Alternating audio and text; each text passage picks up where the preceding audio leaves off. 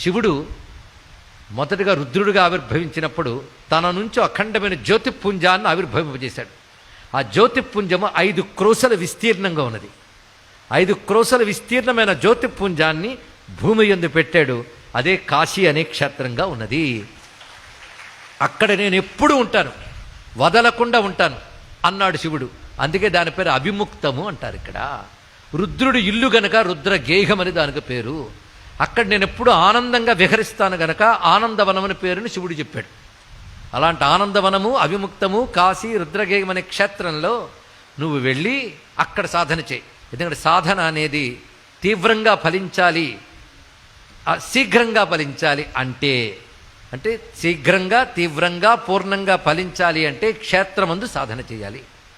మన ఇళ్లలో మనం జపం చేసుకుంటే ఎంత చేస్తే అంత తెలుసుకోండి. ఇక్కడ ఎంత చేస్తే అంత, అది కూడా శుచి అయిన ఇంట్లో. శుచి అయిన ఇల్లు అంటే అంటు, ఎంగిలి, ముట్టు, మైల ఇవి పాటించే సదాచార గృహంలో మాత్రమే దేవతారాధన ఫలిస్తుంది.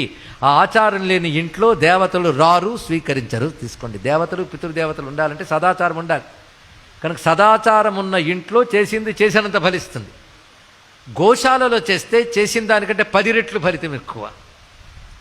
అదే ఒక పుణ్యనది